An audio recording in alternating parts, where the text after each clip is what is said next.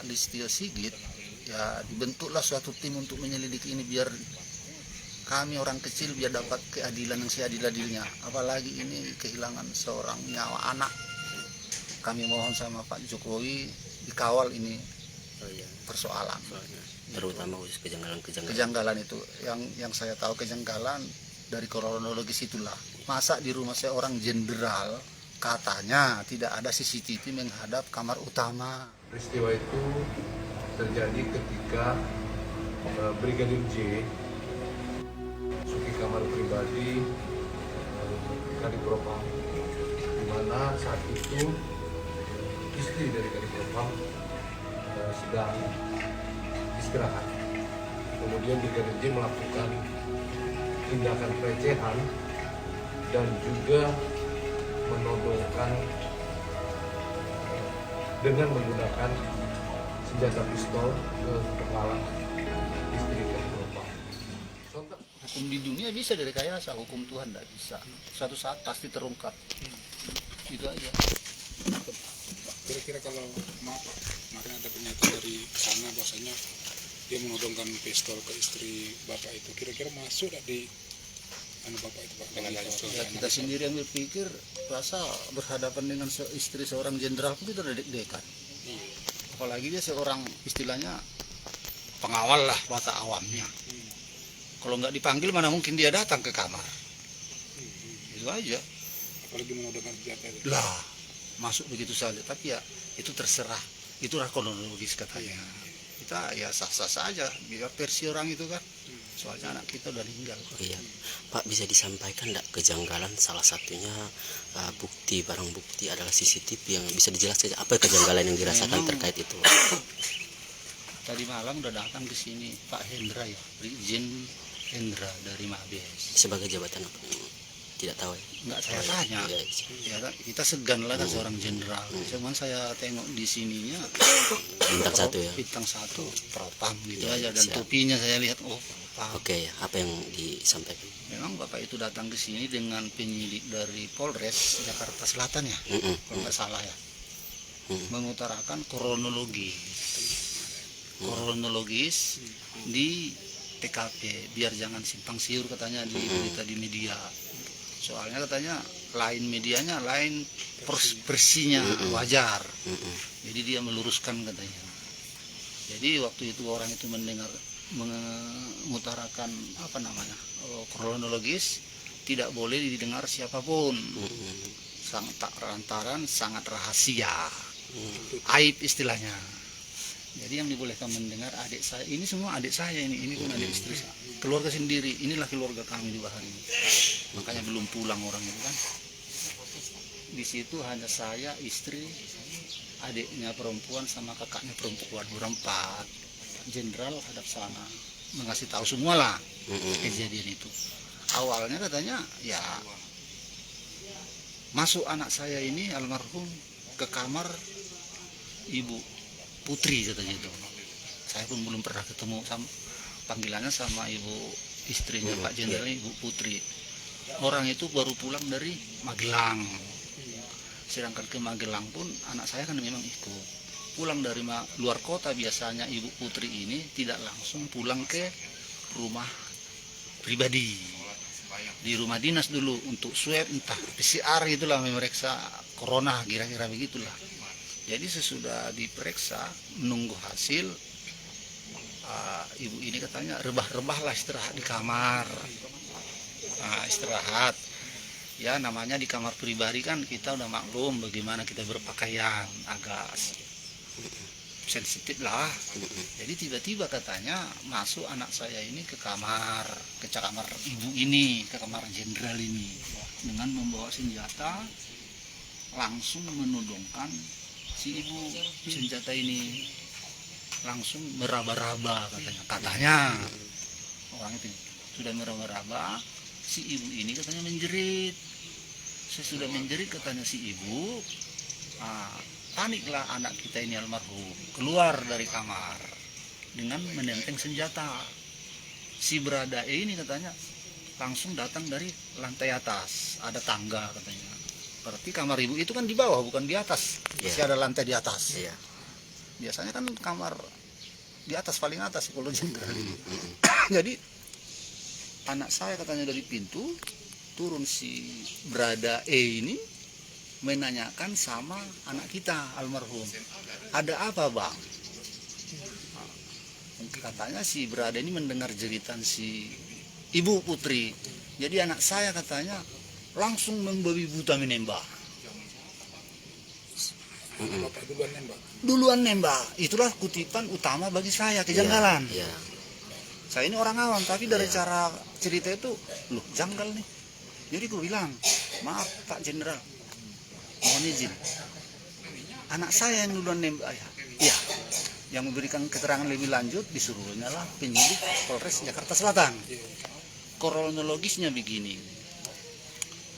Begitu keluar almarhum dari kamar, dipertanyakan Brada E, panik, almarhum langsung menembak. Yang menembak langsung pertama sekali nembak siapa? Almarhum. Ada yang kena? Tidak. Aneh. Aku bilang ini, saya ini kan nggak ngerti apa-apa. Aneh.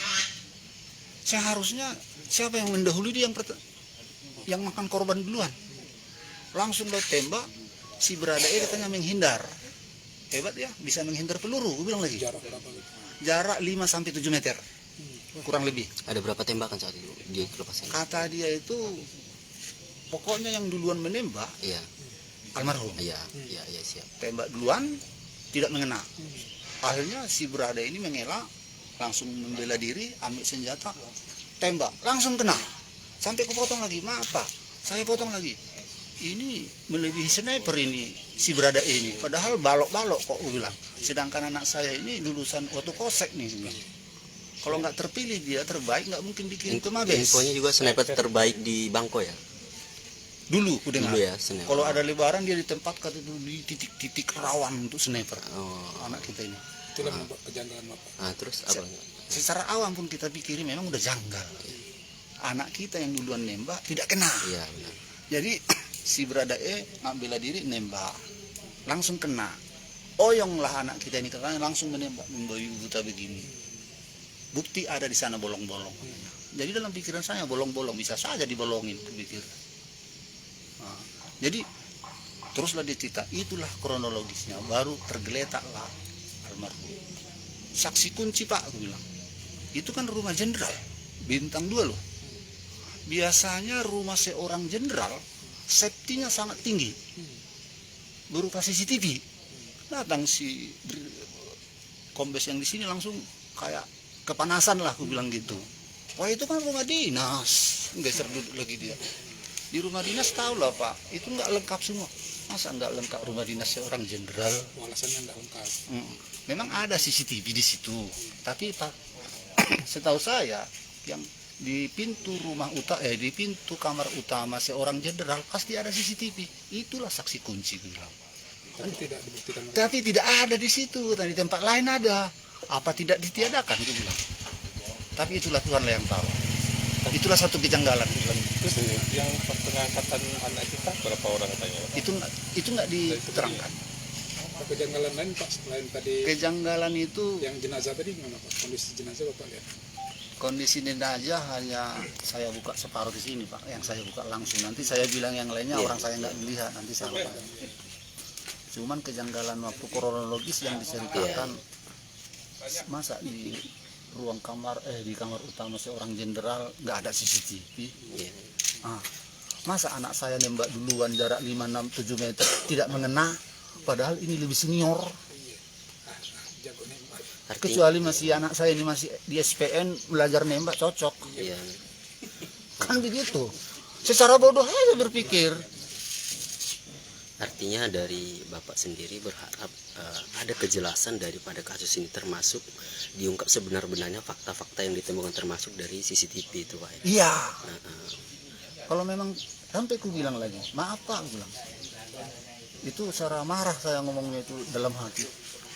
Apa memang sudah begini peraturannya cara menindak yang jahat? Iya benar. Taruhlah, saya nggak bilang anak saya ini salah, soalnya peristiwanya saya tidak tahu. Taruhlah anak saya ini salah atau orang lain salah. Cara menangkap orang yang salah apa langsung ditembak babi buta? Iya, iya. Seharusnya kan lumpuhkan. baru tangkap. Sampai datang istri saya, kalau memang salah anak saya ini tangkap, adili, mau dipecat ya terserah, namanya udah salah. Tidak harus ada upaya Tidak harus pembunuhan. dibantai begitu katanya. Oke. Itu nampu tengok lukanya kayak dibantai dulu. Iya, Pak. Jadi aku bilang lagi, begini Pak, ngapain negara repot-repot ngirim tentara sama BRIMOB ke Papua? Kalau memang begini caranya ya, bawa aja helikopter, mati semua itu. KKB itu selesai urusanku bilang. Tapi kan bukan gitu yang kita inginkan di negara ini, aku bilang. Ini melebihi PKI. Gitu. Nah, itu balik Pak, itu kan pada saat proses penembakan dari almarhum membabi buta. Sampai saat ini pihak polisi menjelaskan nggak kondisi dari lawan bertikainya almarhum, ke apa, mengalami luka apa atau bagaimana kondisinya sekarang, dijelaskan nggak? Katanya aku bilang, cuman saya tanya, kena nggak si Brada E itu waktu ditembak anak saya? Tidak kena. Tidak kena ya. Tidak ada berarti kena peluru dia kan. Menurut itu. Artinya saat ini tidak ada disebutkan lawannya itu mendapat Luka di perawatan sana. medis, nggak ada ya. Diamankan sekarang. Dia hanya diamankan. Oke. Guna penyidikan lebih lanjut. Nah, ini Pak, kejanggalan apa lagi yang dirasakan terutama setelah pemakaman ini? Ada informasi tadi malam juga ada datang puluhan personil Pak. Yang datang tadi malam itulah rombongan Personil. Pak Jenderal itu. Itu informasinya dikawal ketat ya, akses keluar masuk juga. Wah, di luar halaman rumah ini soalnya aku nggak bisa keluar, tengok penuh. Awalnya datang pun orang itu anak-anak sama ponaan semua menjerit, masuk begitu saja. Saat mengetahui seramai itu Pak, apa yang dirasakan? Terus apa yang disampaikan? Ada sempat ngobrol nggak dengan pihak kepolisian saat melihat seramai itu datang? Memang pas datang orang itu, datang anak-anak saya, keponaan. Sudah histeris duluan. Histeris orang itu di sebelah sini, aku di sini sendirian nengok berita-berita ini. Kok jadi begini, kok jadi begini. Mereka izin tidak masuk atau langsung? Sesudah saya tegak, ada apa ini, ada apa ini. Memang belakangan Pak Jenderal masuk. Ada apa ini, kok caranya begini. Datang lagi adik saya. Kalian ini bagaimana, nggak ada tata keramanya. Kalau kita Muslim assalamualaikum ke, kalau kita Kristen salam ke, oras ke, nggak ada tata kerama katanya. Baru nongol lah Pak Jenderal, ada apa ini Pak? Ini caranya bagaimana ini? Kalau mau datang tamu monggo. Oh kami begini bla bla. Oh silakan Pak masuk. Artinya berapa orang itu Pak? Apanya? Nggak kuhitung, tapi rame. Kami. Nggak saya hitung, tapi rame. Iya. Jangankan di sini, di kaki 5 sekolah ini pun ada yang pakaian putih lah, tapi ya terserah urusan dia lah itu. Apalagi jenderal yang datang, gue pikir. Artinya saat itu pihak kepolisian ada upaya intervensi ke keluarga, salah satu untuk dilarang untuk merekam segala macam. Waktu orang itu datang memang ditanyai mana keluarga nih. Ini harus ini apa? Faktanya ini sensitif soal mana Pak? Kronologis kejadian ini. Ya ini adik-adik saya semua. Inilah keluarga saya di Bahar ini. Ini aib katanya. Ya aib apa ke? Aib saya, aib adik saya aku bilang. Akhirnya yang adik-adik saya di sinilah dipagarilah dengan bapak-bapak polisi di pintu lorong itu kan. Orang itu di situ, kami di situ. Sempat mau ditutup itu gorden. Untuk menutup akses dari luar. Nggak tahu untuk apa itu. Oke. Sampai adik-adik saya bilang kok ditutup gitu sama ponaan-ponaan. Itu. Oke Pak, ini ada yang mau disampaikan enggak? Bahkan ke Jokowi atau ke Kapolri terkait ini, apa yang kalau ada yang disampaikan ke Jokowi atau ke Presiden Jokowi atau ke Kapolri sendiri? Ya saya mohonlah sama Pak Listio Sigit ya dibentuklah suatu tim untuk menyelidiki ini biar kami orang kecil biar dapat keadilan yang seadil-adilnya. Apalagi ini kehilangan seorang nyawa anak. Kami mohon sama Pak Jokowi dikawal ini persoalan. Terutama khusus Kejanggalan itu yang saya tahu kejanggalan dari kronologis itulah. Masa di rumah seorang jenderal katanya tidak ada CCTV menghadap kamar utama, kan sudah agak apa itu lain. Kata yang mengasih keterangan itu lantaran rumah dinas, justru rumah dinas lah lebih banyak. Soalnya dana itu dana negara, aku bilang. di rumah pribadi. Di rumah pribadi itu yang lengkap katanya. Itu dan itu harapan kita ya. kejanggalan dua itulah yang utama. Satu katanya kan menembak duluan anak kita, masa nggak kena? Ya kan memang dunia ini bisa saja diolah semuanya kan, tapi ya Tuhan nanti yang tahu. Kalau aku mau ke Jakarta kemana-mana ngasih anak gini aja makan udah mengas-mengas. Kami udah situ ini masih numpang di perumahan gini. Oke, gitu. Jadi ya pertolongan media lah untuk Siap. apa ini. Kalau namun dana dari mana? Kalian tahu ke dana lah rumah begitulah. Oke, siap. Kami terima kasih Pak. Semoga kasus ini segera terungkap dan apa yang Bapak sampaikan segera didengar oleh pihak-pihak terkait, Pak. Iya, cuman kedua janggalan itulah. Iya. Nembak duluan anak. Oke, siap. Makasih Pak. Ini. CCTV tidak ada. Dan ditanya istri saya waktu itu, sebenarnya ada tambahan saksi kunci itu. HP anak saya katanya. Oh iya, Mana? itu ada berapa HP? Datang kakaknya. Saya tahu persis HP adik saya itu 3 katanya. Mana? Datang Pak Jenderal, dilimpahkan lagi ke penyidik. Siap Jenderal, mohon izin ngasih keterangan. Tidak ada HP. Masa nggak ada HP? Memangnya di rumah Jenderal itu rame orangnya? Apa memang sengaja dihilangkan? Masih bilang gitu. Soalnya sebelum kejadian mama kakaknya itu masih komunikasi, orang itu kami masih di kampung. Oh, Ada WA-WA chat-chatan orang itu. Adik-adiknya ngirim-ngirim foto yang di Danau Toba lagi, ketawa-ketawa lagi. masih dia. sempat saling komentar. Iya. Oke. Semenjak entah beberapa jam lagi, entah beberapa menit lagi mau kejadian, terputuslah hubungan. Berarti saat datang ke sini pun 3 unit HP itu nggak ditunjukkan ya? Nggak ada dibawa. Oke. Kami tanyakan, katanya orang itu nggak ada nengok, kata si penyidik. Ya sudahlah, gimana lagi? Sudah. Terima kasih Pak atas penyampaian. Semoga kasus ini segera terang. Itulah yang kami mohon. Kalau namun menuntut dari mana? Tidak ada biaya.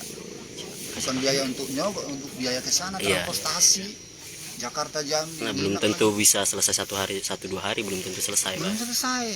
Seminggu belum tentu. Oke Pak. Biarlah keadilan, keajaiban dari Tuhan yang kami harap. Siap. Orang yang udah mati, Nama Pak? Samuel Huta Barat. Makasih Pak.